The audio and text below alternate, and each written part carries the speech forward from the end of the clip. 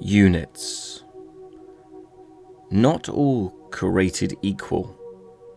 Some simple, some not so much. In this video, we are going to be looking at the 4 most complicated units. Be it a ton of abilities to do, or a weird playstyle, we are going to be looking at them and seeing how it feels to play them and why they're complicated. I just wanted to put a little disclaimer out there for this one. I'm not saying all of these units are bad. I'm just saying they're very complicated in comparison to a lot of other units.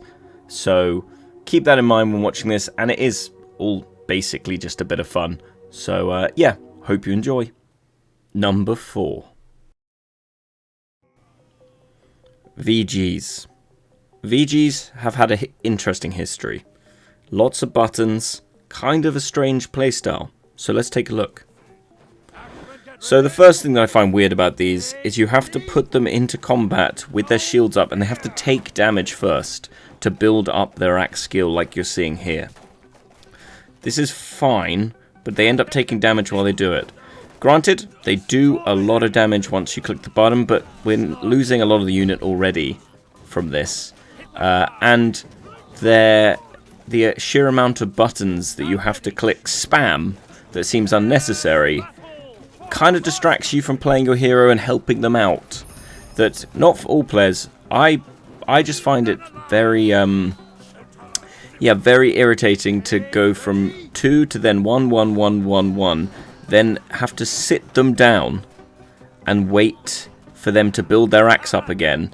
That then, if you do an axe throw, like an axe swing like that, and now you've just got the axes out, like you'll see in a second, we now only have a few hits before we have to take damage again to rebuild. That in situations is not always what you need. So, for example, we're going in for a nice swing there, and we're killing this, but eventually we're going to have to now start building it back up again. That obviously isn't great. And then when we get it back and we hit that button, we hit 2, and then it changes to 1. Well, I just would think it'd be better just to keep it as 1 button, so at least you can just spam 1 button instead of having to change. So that's kind of my problem with these guys, and that's why they're number 4, complicated. Number 3, Haskells. Same era as the Veggies. Haskells, I have a real hate relationship with. I was very excited for them when they came out, and they did not fit with me at all. But let's have a look. So my main issue with these guys, and why I think they're complicated in a weird way of saying complicated, is that you have to charge them up. That is an actually really long charge, and this is shorter than it used to be.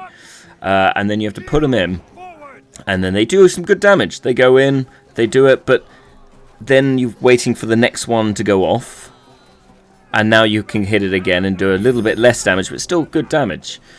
And then you have to wait again until you can do your ability again, and then you do that, and it goes off, and you do even less damage.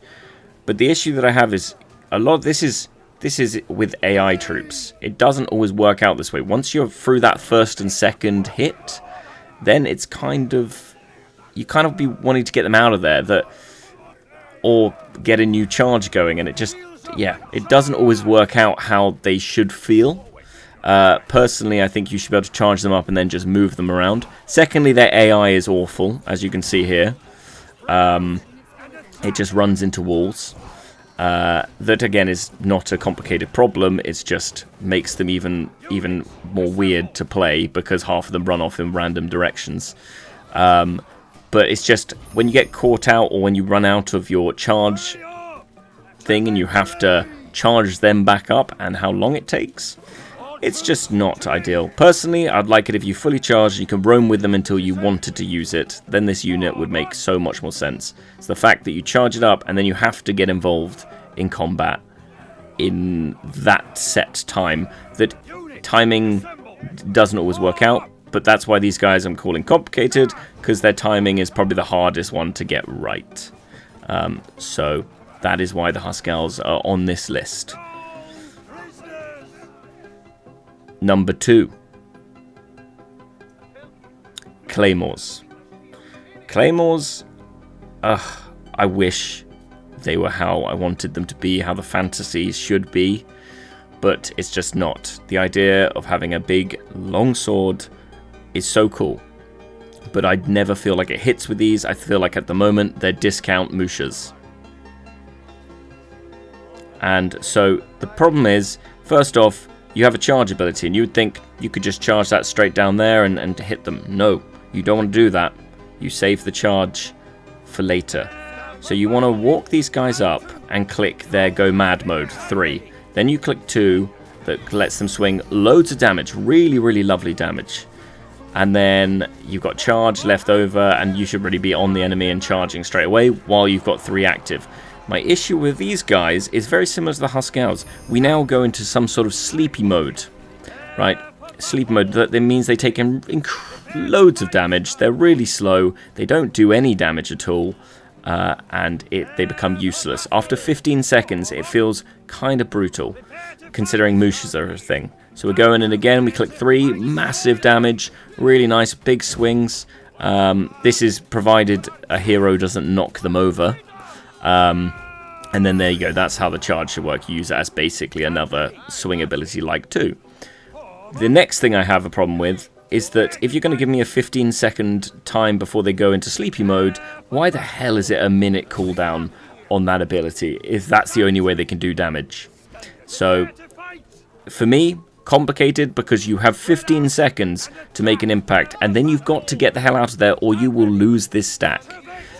So slightly different, complicated than the last one on this list, but it's all about timings, and it's, yeah, you'd just be better off with Onimusha, because basically Onimusha do the same sort of thing without the sleepy mode that gets them killed when you're trying to retreat, like this. That is totally pointless, and I would love to see these guys have a buff and get rid of sleepy mode. Number 1. Banner Guard. Banner Guard, again, it was another one I was excited for, and over time, I've come to like them.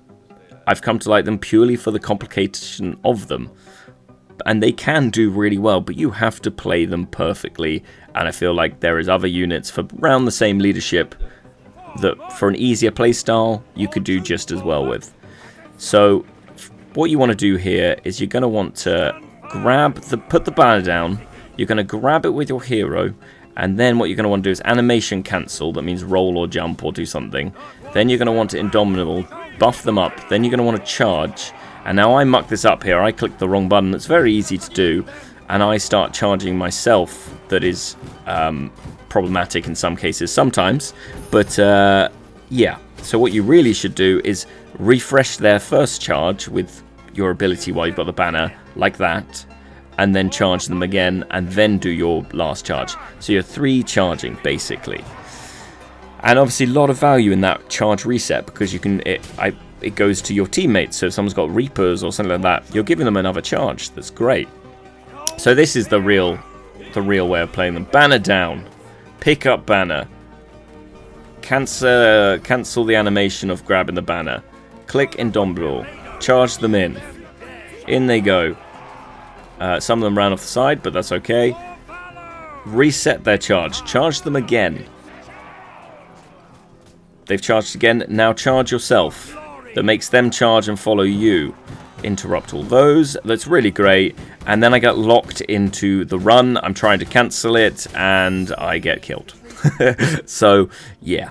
That's what I mean about can be a bit annoying sometimes. And if it's just, it seems it's a lot to do. And in this situation against PvE, it's really not hard to do it. But when you're panicked and you know the other team is on their way, and you need this charge to go off, it can be a really stressful sequence of events.